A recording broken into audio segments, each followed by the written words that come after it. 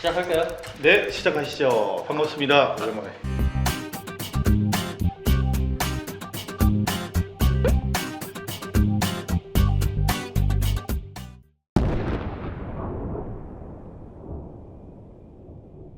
금일은 저희 멤버십 회원님이 입찰 전 상담을 신청해서 입찰 전 상담을 마친 물건이었고, 저희 회원님이 입찰을 시도했던 물건이에요. 상식적인 이야기인데 과연 이게 우리 경매 생활에 어떤 도움이 될까를 여러분들하고 같이 이야기를 한번 해보고 싶어요. 자, 우선은 거두절미하고 물건을 보면서 같이 이야기해 보도록 하겠습니다. 21타경의 505093 물건이고요. 인천 남동구 고잔동에 위치한 상가 2층에 위치한 물건입니다. 전용 면적은 45평이 되겠죠. 자, 토지 건물 일괄 매각으로 대지권에 대한 특별한 이슈는 없고요. 감정가는 4억 6천이었습니다. 상가 2층에 45평 전용 평수에 감정가 4억 6천. 1회차 유찰됐고요. 1회가 유찰돼서 4월 1일 날 4억 6천 감정가에서 30% 저감된 금액인 감정가의 70%, 즉 3억 2,200만 원의 경매가 시작되던 물건이었습니다. 아래쪽 권리관계를 보도록 할까요? 아래쪽 내려보니까 임차인은 2명으로 표시가 되어 있고 3천에 130과 3천에 30만 원을 지급하는 걸로 되어 있어요. 그런데 가만 자세히 보니까 위에 있는 노무법인이 205호를 전부를 사용하고 있다고 되어 있습니다. 자, 사업자 등록 날짜를 한번 보도록 할까요? 사업자 등록 날짜가 18년 4월 16일이 205호의 일부를 사용하는 것처럼 표시가 되어 있는데, 그 이후에 사업자 등록을 한 2020년 8월 28일 임차인은 전부를 사용하고 있다고 합니다. 자, 그러면 현장을 가셔서 현대파이낸셜은 아직 있는지 확인을 해봐야겠죠. 먼저 18년부터 사용하다가 이 임차인이 나가고 노무법인이 들어와서 전부를 사용하고 있을 가능성이 높기 때문이에요. 자, 그러면 서류상으로만 본다면 3천에 130의 임차인이 있다라고만 생각하는 게 맞다라고 생각이 듭니다. 물론 이런 사항들은 현장 조사를 통해서 다시 한번 확인을 해야 되는 거고, 자, 그래서 경매 정보지에서는 임차인 수가 2명, 임차 보증금이 6천만 원에 월세가 160 나오고 있다고 이야기하고 있지만, 간단히 서류상으로 봤을 때는 임차인 수가 1명에 보증금이 3천만 원, 월세가 130 물건일 수 있겠구나 라고 생각하고 보시면 되고요. 자, 그리고 제가 강조하고 있는 게 있죠. 물건을 보실 때는 이 물건이 왜 경매 나왔는지 여러분들이 궁금해 하셔야 되는 거예요. 스토리에 집중해라 라는 이야기를 하고 있죠. 자, 소유주는 김땡땡씨입니다. 김땡땡씨고 채권자는 주식회사 우드랜드라고 되어 있고요. 자, 아래 등기부를 보니까 김땡땡님이 소유권 이전을 했네요. 17년 7월 13일에 했고요. 같은 날 근저당을 동시에 설정했어요. 경락자금 대출을 썼단 얘기겠죠. 자, 그렇게 해서 신용협동조합에서 채권 최고액 4억 5,600만 원을 설정하고 대출을 하게 된 겁니다. 그래서 월세를 잘 받고 지내셨을 텐데, 월세가 뭐 130씩 나왔으니까 원금에 대한 이자를 내기에는 가능했을 것 같은데, 경매가 나온 이유를 보니까 아래쪽에 무슨 사건 사고가 있었던 것 같아요. 검찰청에서 270억 정도의 압류가 들어옵니다. 가압류가 들어오고 추징 보존액이에요. 소유주가 뭔가 사건에 연루되신 것 같은데 그 사항은 저희가 자세히 알 필요는 없습니다. 최초 근저당부터는 다 말소되기, 소멸되기 때문에 굳이 신경 쓸 필요가 없다는 겁니다. 자, 그래서 문제가 별로 없구나 라고 생각하시면 되기는 하는데,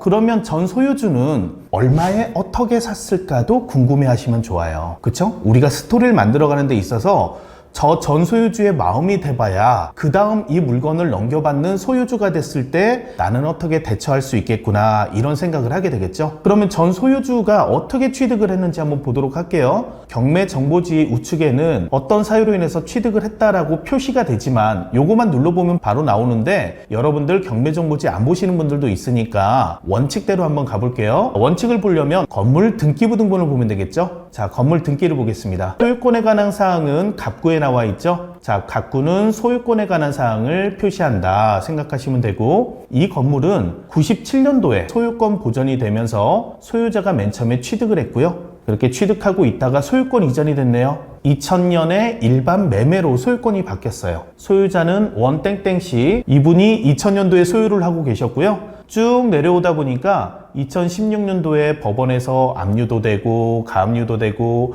경매 개시 결정도 떨어집니다. 자, 그렇게 내려오다 보니까 17년 7월 13일에 임의 경매로 매각이 되네요. 자, 위에 보니까 임의 경매 사건 번호가 나왔죠? 임의 경매로 매각돼서 소유주가 변경이 됩니다. 자, 소유자는 현재 경매 사건의 소유자가 되겠죠? 자, 그러면 이 경매 사건, 우리는 경매 사건으로 매각이 됐으니까 얼마에 취득했는지 알 수 있죠? 어떻게 알 수 있죠? 경매 사건 번호로 들어가 보면 되겠죠. 경매 사건 번호는 위쪽에 올라가 보면 경매 개시 결정이 떨어지면서 경매 사건이 같이 표시되어 있죠. 자, 그래서 16타경의 36333 사건을 조회를 해보시면 됩니다. 우리 물건은 2층이었죠? 2층에 5호니까 클릭을 한번 해보겠습니다. 자, 예전에 경매 사건이 나오게 되고요. 지금 사건은 1회 유찰이 됐는데 과거 5년 전 사건을 보니까 5년 전에는 1회차에 2명이나 입찰 들어와서 4억 4,800에 낙찰이 됐습니다. 감정가의 105%를 썼는데 부동산은 그대로인데 어떤 가치가 달라졌을까요? 한번 내려볼까요?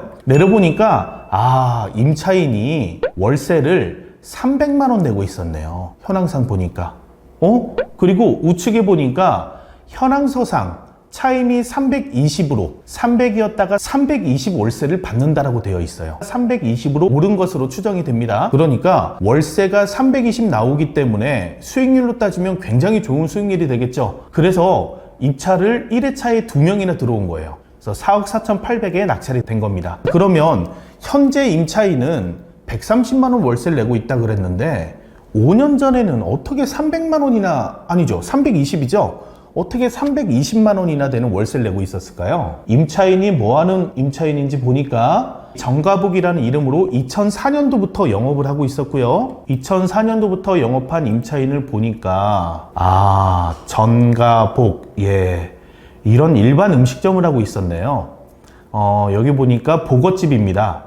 보거 전문점으로 운영하고 있던 가게로 보여져요. 205 그대로 사용을 하고 있었습니다. 자, 다시 얘기해서 동일한 부동산인데 불구하고 5년 전에 320만 원이라는 월세를 내고 있었기 때문에 1회차에 2명이나 입찰 들어와서 이렇게 높은 가격에 낙찰을 받게 된 겁니다. 자, 그러면 다시 저희 경매 사건으로 돌아와서 저희가 한번 고민을 해볼게요. 전에 낙찰받으신 분은 즉 현재 경매 사건의 소유자는 분명히 높은 월세를 받으려고 높은 가격에 낙찰을 받았단 말이에요. 그런데 왜 130만 원 월세밖에 못 받고 있을까요? 우리가 유추를 해보면 경매를 낙찰받고 320만 원 월세를 내는 보고집이 계약을 연장을 계속 해줬으면 좋겠는데 아마도 협상이 잘 되지 않았나 봐요. 그 사유는 저희가 알 수 없죠. 그래서 임차인이 나가게 된 거죠. 320만 원 월세를 요구하셨는지 아니면 조금 깎아서 협상을 하려고 그랬는지 모르겠지만 상호간에 합의가 되지 않아서 아마도 전 임차인이 나간 것으로 보여요. 새로운 임차인을 비슷한 조건에 드렸으면 좋겠는데 애로점이 많으셨나 봐요. 그러니까 3년 정도가 지난 시점인 20년 8월에야 제대로 된 임차인이 들어온 것 같아요. 그게 현재 임차인이 되겠죠? 그런데 임대차 계약의 조건이 320만 원은커녕 130만 원으로 깎이게 된 거예요. 여기는 사업자 등록과 확정일자, 배당 요구까지 확실하게 한 걸로 봐서는 진성 임차인으로 보여지기 때문에 이 임대차 현황이 맞다고 보여집니다. 그렇다고 본다면 전에 낙찰받으신 분은 상권에 대해서 집중해서 부동산의 가치를 파악하기보다는 현재 임차인이 내고 있는 수익률에 맞춰서 경매로 낙찰받으셨다가 낭패를 본 케이스라고 볼 수 있겠죠. 자, 그런데 이 사건이 다시 경매가 나온 거예요. 다시 경매가 나와서 3억 2,200만 원에 전에는 4억 넘게 낙찰이 된 물건이에요. 4억 4천이 넘게 낙찰이 된 물건인데 현재는 3억 2,200에 경매가 진행 중입니다. 여러분들이라면 이 가치를 어떻게 판단해야 될까요? 전에 4억 4천에 샀으니까 4억 4천의 가치가 있을까요? 아니면 현재 임차인인 130만 원 월세에 맞춰서 그 가치를 봐야 될까요가 현 물건의 핵심 쟁점이 되겠죠. 자, 지금까지 제가 집중한 거는 스토리에 집중한 거예요. 왜 경매가 나왔고 어떤 일이 있었지? 이해관계자들은 어떤 마음일까? 라는 마음으로 물건을 봐야 더 큰 틀에서 큰 그림을 볼 수 있다는 거예요. 그리고 함정에 빠지지 않는다는 겁니다. 누가 이렇게 함정을 파놓기도 하거든요. 즉 비싼 월세를 맞춰놓고 임차인이 월세가 비싸게 나오는 것처럼 해서 경매를 내보내는 경우도 있어요. 그렇게 매각하는 분들도 있기 때문에 여러분들은 전체적인 스토리를 집중을 해야 나는 그 함정에 빠지지 않는다라고 생각을 하셔야 됩니다. 다시 저희 경매 사건으로 돌아와서 전체적인 일반적인 상가의 가치를 보도록 하겠습니다. 자, 상가의 가치를 보기 위해서는 전체적인 판을 볼 필요가 있겠죠. 이 상가, 2층, 코너, 뭐 여기까진 좋아요. 그런데 과연 상권은 어떠하고 입지는 어떠한지 전체적인 판을 한번 보도록 할게요. 전체적 판을 보려면 지도를 봐야겠죠? 자, 지도를 놓고 보니까 지하철역이 있습니다. 수인 분당선의 남동 인더스파크역의 1번 출구 바로 앞에 있네요. 1번 출구 바로 앞에 코너 자리로 보여져요. 이것만 봐서는 뭐 훌륭합니다. 지하철역 바로 앞에 있는 코너 자리 상가 아주 괜찮아 보여요. 자, 그리고 주변에 우리 상가가 있는 배우 세대를 보니까 일반 주거 세대가 아니라 남동 국가산업단지라고 되어 있네요. 자, 여기서 우리 토지 용도를 알려면 지적 편집도를 눌러보면 좋다 그랬죠? 자, 우측에 지적 편집도를 눌러보니까 이쪽에 남동 국가산업단지라고 되어 있는 곳은 일반 공업지역으로 파란색으로 표시가 되어 있고요. 우리가 있는 쪽은 이쪽에 분홍색으로 표시된 상업지역에 위치해 있는 거예요. 상업지역이니까 뭐 음식 먹고 술 먹고 노래 부르고 이렇게 즐길 수 있는 것들이 이곳에 있겠죠. 그런데 생각을 해볼게요. 즐길 수 있는 게 있는데 이용하는 사람들이 누구지? 배우 세대는 누굴까? 라고 생각을 해봐야 돼요. 산업단지 내에 있는 사업체들, 공장, 사업체, 이런 근로자들이나 아니면 이쪽에 연관된 관련 업종 사람들이 이 상업지역을 이용하게 되겠죠. 그러면 일반 아파트 세대에 있는 상업지역하고는 다른 형태의 상업지역이어야 된다는 거예요. 우린 그렇게 예상을 해야 된다는 거예요. 상업지역이니까 내가 알고 있는 상업지역만 생각하시면 안 돼요. 상업지역 갔더니 병원도 있고 음식점도 있고 술집도 있고 노래방도 있고 유흥시설도 있고 이런 것들이 있었지 라고 생각하고 본 상업지역을 쳐다봐서는 안 된다. 자, 그러면 공업지역이 위치한 상업지역은 어떤 업종이 적합한지 나는 잘 모르는데요? 라고 생각하시겠죠? 자, 다시 물건 보겠습니다. 일반 공업지역에 산업단지 내에 위치한 상업지역이에요. 어떤 업종이 적합하게 될까를 보고 싶으면 그냥 어떤 업종이 장사를 하고 있는지 훑어보면 돼요. 이미 여기는 조성된 게 몇 년, 몇십 년 지났잖아요. 몇십 년 동안 수많은 업종이 들어왔을 거고 적합하지 않은 업종은 도태됐을 거예요. 살아남은 업종은 적합한 업종인 거예요. 그게 점점 특화돼서 발전하고 있겠죠. 그래서 산업단지 내에 있는 상업지역에 적합한 업종을 보고 싶으면 단순합니다. 로드뷰로 쳐다보시면 돼요. 자, 이렇게 보면서 보면 됩니다. 여기가 분명히 상업지역이네요. 상업지역인데 불구하고 높은 빌딩들이 있을 줄 알았더니 단층 건물? 이게 뭐예요? 이게 과연 상업지역인가요? 활성화되지 않은 상업지역이라는 걸 우선 눈으로 보고 알 수 있어야 된다는 거예요. 상가가 못 들어와서 난리라면, 장사가 다 잘 된다면 여기 토지주, 건물주분들이 가만히 계실까요? 빌딩을 높게 짓겠죠. 건물주분이 생각이 없고 토지주분이 별 생각이 없어도 시행하시는 분들이 시행을 해서 비싸게 분양할 수 있다는 자신이 있다 그러면 높은 건물들 다 짓겠죠. 그러나 상업지역의 초입만 봐도 단층 건물이 시작돼요. 이거는 활성화된 상업지역이 아니다라는 거예요.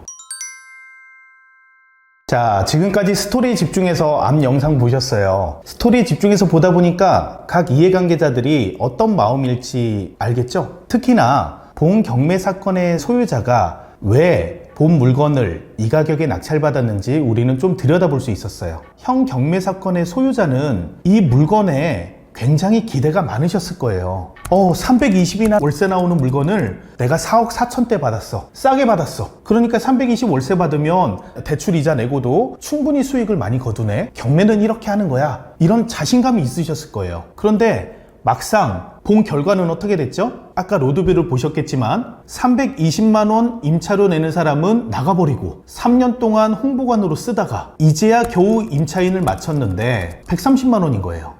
이게 현실인 거예요. 즉, 이 상가의 가치에 적정 월세가 얼마인지는 어떤 업종이 들어와서 어떤 실적을 내느냐에 따라 달려 있다는 거예요. 그러면 맨 처음에 결과만 놓고 봤을 때는 형 경매 사건의 소유자는 낙찰을 잘 받은 사람이었는데 현재 결과론적으로는 경매를 잘못 낙찰받은 거예요. 비싸게 받은 거죠. 자, 그러다 보니까 현재 사건에서의 가치는 어떻게 파악해야 되는지, 어디다가 기준을 둬야 되는지, 그게 굉장히 어려운 과제가 되는 거예요. 저희 회원분이 상담을 하면서도 그 부분을 이야기하셨고, 제가 집중한 건 출구 전략이었어요. 어떻게 하실 건데요? 과연 우리가 어디다 중점을 맞춰야 될까? 일반인들이 보시기에는 일반적인 얘기는 할 수 있겠죠. 무슨 업종 들어오면 잘 될 것 같아요. 그러면 뭐예요? 안 들어오면 어쩔 건데요? 라고 역으로 생각을 해봐야 된다는 거죠. 이게 우리가 풀어야 될 숙제고, 여러분들이 경매를 공부한다는 관점을 경매의 권리 분석이 아닌 일반 상식을 키워가는 경매를 해야 된다고 제가 주장하는 이유입니다.